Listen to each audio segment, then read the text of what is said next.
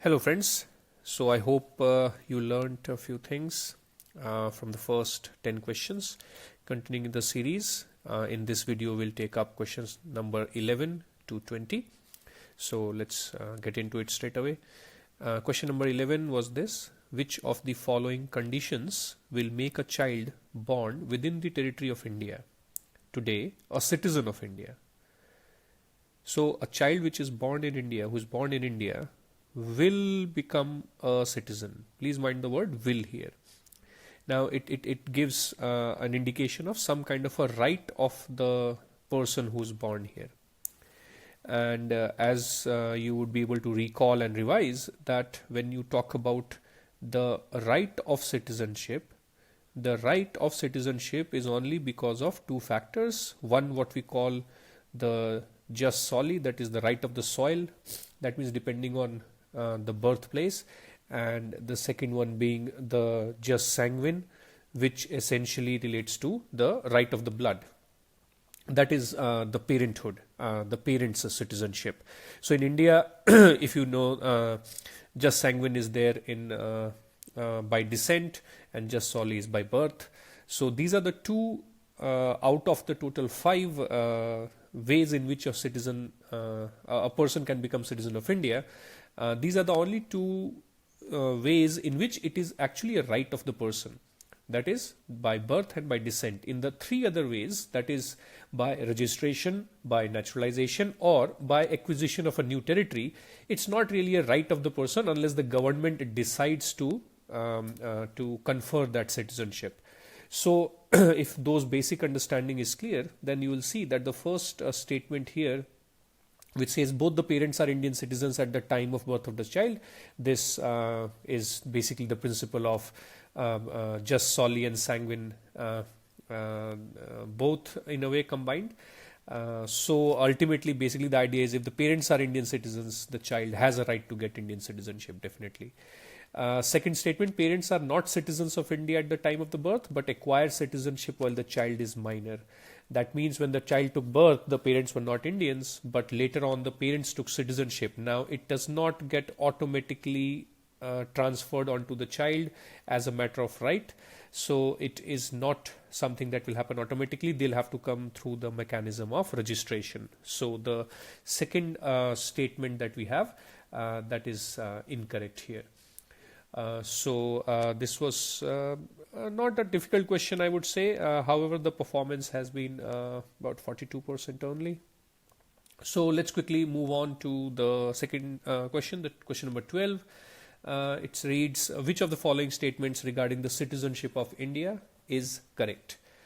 The first statement says the provisions of citizenship in the Constitution of India came to force on 26th November 1949. Now a lot of people I see get confused here because in one of the previous questions also this was there, that the Constitution came to force on 26th of January 1950. However, I did highlight to you there also, if you read Article 394, it very clearly lays down the articles which will come to force immediately in 1949 itself, and it begins actually with the first 4 articles of citizenship, that is Article 5, 6, 7, 8, 9, sorry, 5 articles.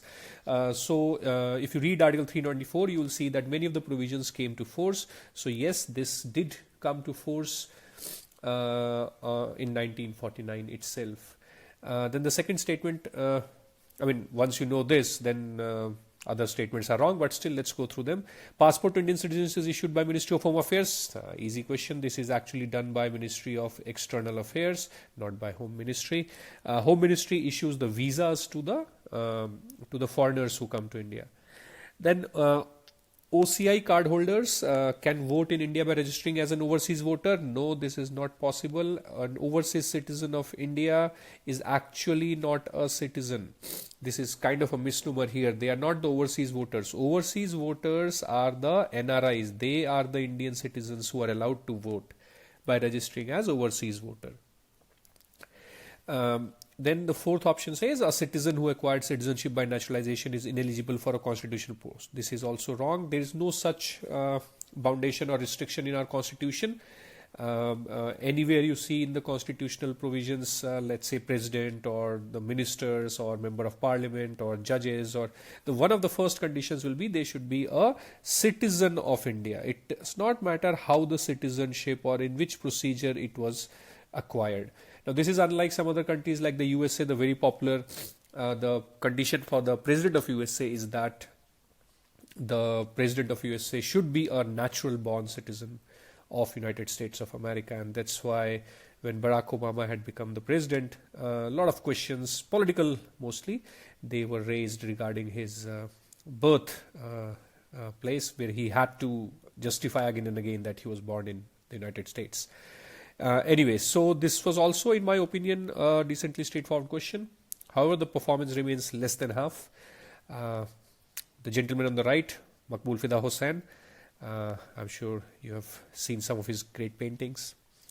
Question number 13. Which of the following statements regarding the linguistic reorganization of states is or are correct? This actually I thought is a very basic question from history books, actually looking at the background of Indian freedom struggle as well. So if you want to read more on this, I would recommend you go through the NCRT of class 12th, that is Politics in India Since Independence, which is now called Political Science Part 2, specifically pages number 19 to 23. This a decent snapshot of what happened in the history. Anyway, so linguistic principle as a basis of formation of states was accepted during the National Freedom Movement. This is very much true. In fact, after the 1920 session, the Nagpur session, the Congress itself reorganized itself on the principle of linguistic ideas.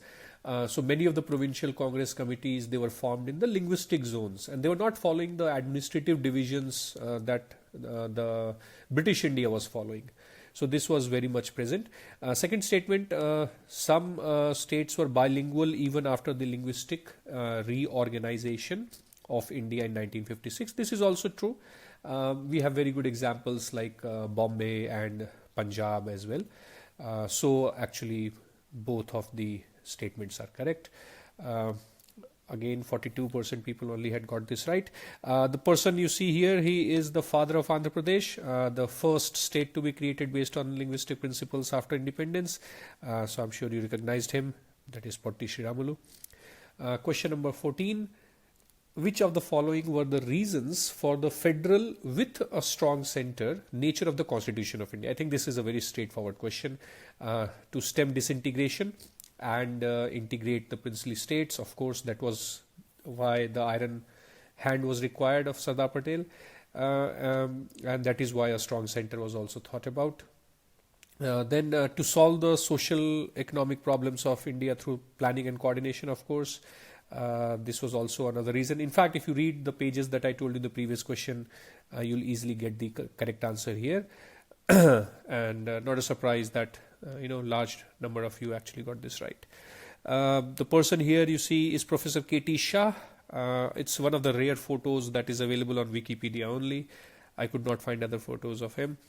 You must have read his name a lot because he was one of the main propounders of the presidential system in the Constituent Assembly, and he was the one person who had moved the amendments in the Constitution, draft Constitution, where the proposal was there to include the words secular and socialist and federal in the Constitution, all three words. Which was turned down in the drafting committee by Dr. Ambedkar. But ultimately, as you see, during the course of our country, two of these words, secular and socialist, have ultimately found their way into the preamble. So you might like to know about Mr. K.T. Shah. Question number 15. In which of the following systems of government is bicameralism an essential feature? Now, indirectly, we have talked about it earlier itself.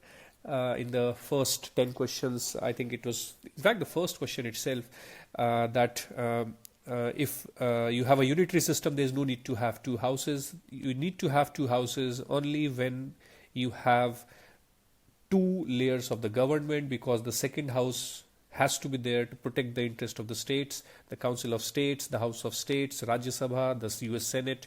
So in question number 15, it should not have been a difficult thing for you, but yet just over half of the respondents got it correct. Now this is the Westminster Palace. That's where the term Westminster system of government is also derived. This is the British Parliament in a way. You can see the Big Ben on the right as well. That's the Thames River. Question number 16. The national emergency declared in 1975 was in reaction to the call for total revolution. What do you understand by total revolution? Again, a very basic question of your knowledge of post-independence history. In fact, I would direct you to read your class 12th NCRT, Politics in India Since Independence, chapter 6.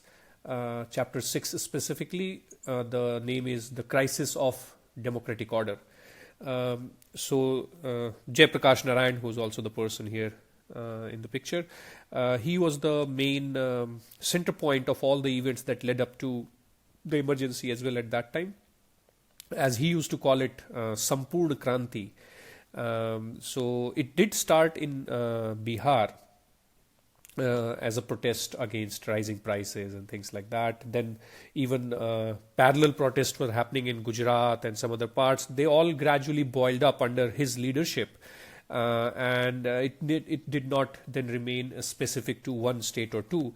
It ultimately, in his own words, total revolution was in the spheres of social, economic and political affairs of the nation to what he called true democracy.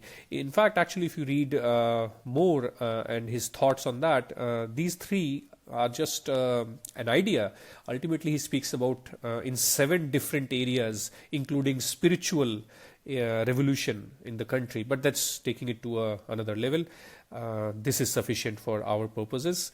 But do read more on this idea of total revolution and what Jayaprakash Narayan was talking about at that time.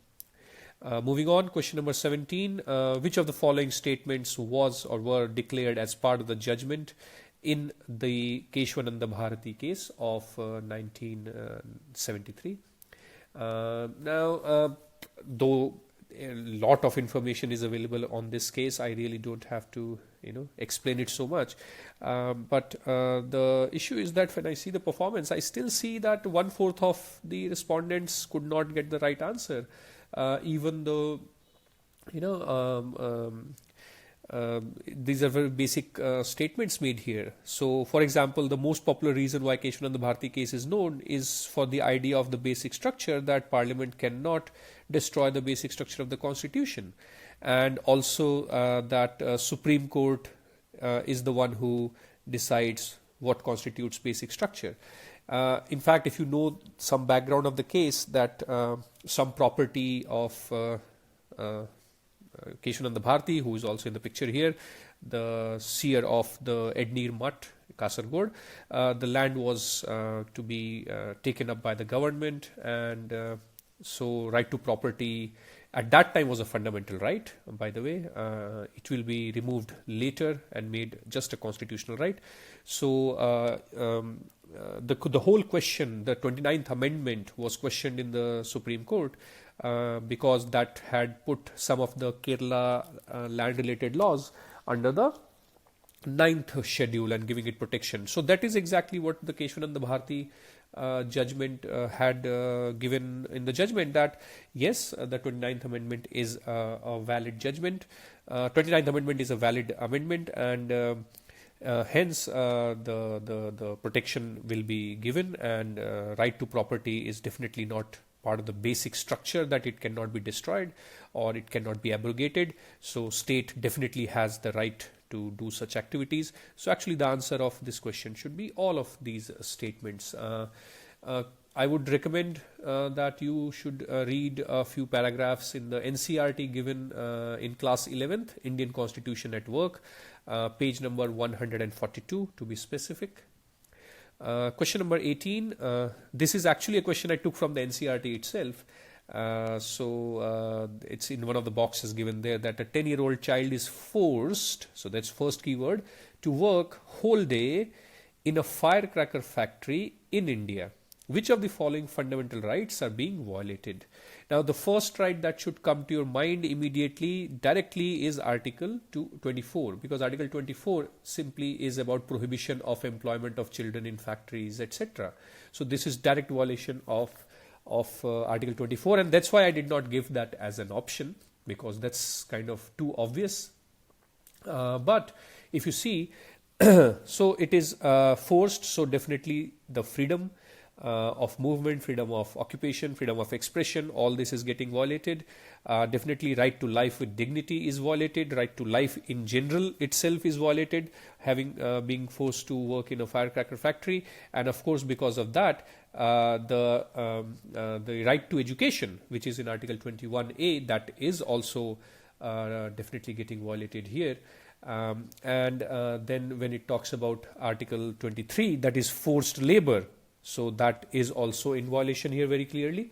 In fact, you should all know that the present situation for child labor in India after the Amendment Act of the Child Labor Prohibition and Regulation Act of 2016, there is complete prohibition on employment of children below 14 years.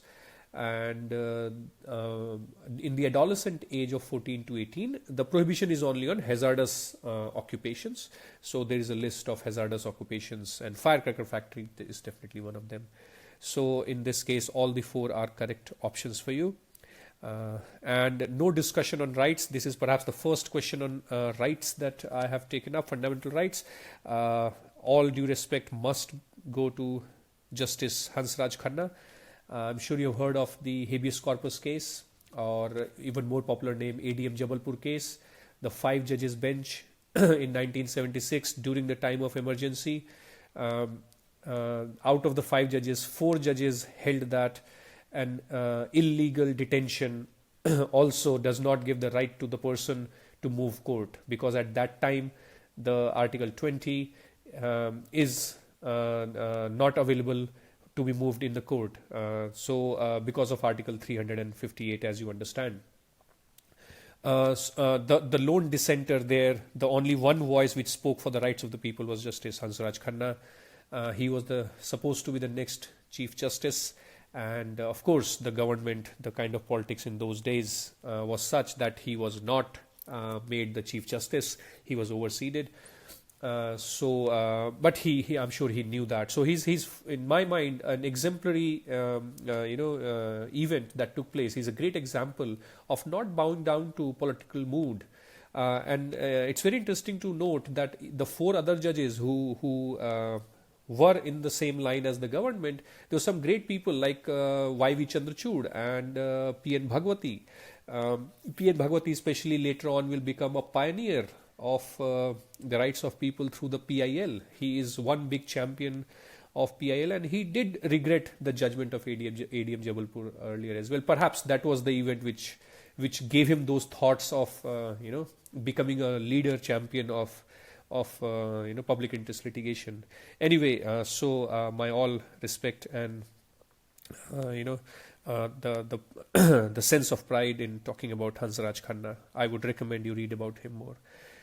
Moving on, question number 19. Which of the following ideals in the preamble of Constitution of India have been borrowed from the French Constitution? This, I thought, is an easy question and not a surprise. 3/4 of the respondents got it correct. The first option here, justice. See, anything which talks about justice and the rights of people and the labor rights and things like, they are generally taken from the Constitution of USSR at that time. So it's more of those kind of ideologies that have derived those thoughts on areas like that. The next 3 statements, liberty, equality, and fraternity. Even if you have read a little bit of history, this is the motto of these 3 words. They are the motto of the French Republic, the 5th Republic, which is there as of today. And if you see their emblem or rather actually the coat of arms, these three words are engraved: liberty, equality, which we call equality, and fraternity. By the way, this gentleman here is our friend Montesquieu, so I'm sure you know about him. He was a philosopher, a judge, and he came up with the one of the most important ideas for modern democracies and governance, that is the idea of separation of power. So do read about that more. So coming to the question number 20, which is the last question for this short video. When a new state is carved out of an existing state of India, which of the following provisions of the Constitution of India require an amendment? Now, this is a question where I find a lot of people get confused, because whether an amendment to the Constitution is to be considered only if it requires 368 or not. See, let's not get confused. Let's keep it simple. Anything you change in the Constitution is an amendment, right? Now, that can be done, one, by using Article 368 or by an ordinary legislation of the Parliament, right? So I can or we can make changes in the provisions of the Constitution either through the legislative power, ordinary legislative power of the Parliament, or the constituent power of the Parliament. But an amendment is an amendment nevertheless. Now, what happens is when you reorganize a state under Article 2 or 3, then in that situation, the amendments that are done or any consequential events, they are protected under Article 4 in the way that it says that none of these amendments will require the methodology that is necessary in Article 368, but it is definitely an amendment. So it will not be called a constitutional amendment act. It will not require an act like that, but it will require still an act which will amend the Constitution, right? So through the ordinary legislative power, this can be done. So, of course, when you change the boundary of a state, first article has nothing to do with that. Why will that be changed? Of course, the first schedule will be changed because that contains the list of all the states of India. And of course, there's no change to Article 3 also. Article 3 is just about the procedure. But also the fourth schedule, which talks about the seats that have to be provided for that state in the Rajya Sabha. So of course the fourth schedule will also require some amendment because every state has to be provided seats in the Rajya Sabha. Now this again I thought was a decent enough question, but if you see the performance, it's actually substantially poor. So as I told you earlier in the earlier videos also, that I feel that whenever the questions are conceptual and require some thinking, most of us are not able to perform that well. See, understand one thing, the UPSC is not going to ask in too much technicalities of the law and the legal system or the criminal justice. Those are not the areas which you need to focus upon. These are the basic provisions that should be very clear in your head.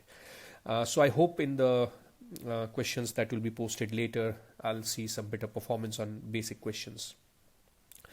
So these were the 10 questions for this video, and as we started learning something new also in the first set of videos, we learned one Mahavakya. So today I'm going to tell you the second Mahavakya, which is in the Atharva Veda. It's called Ayam Atma Brahma, which means this self itself is the Brahma. So I'll see you in the next video for question numbers 21 to 30. Thank you.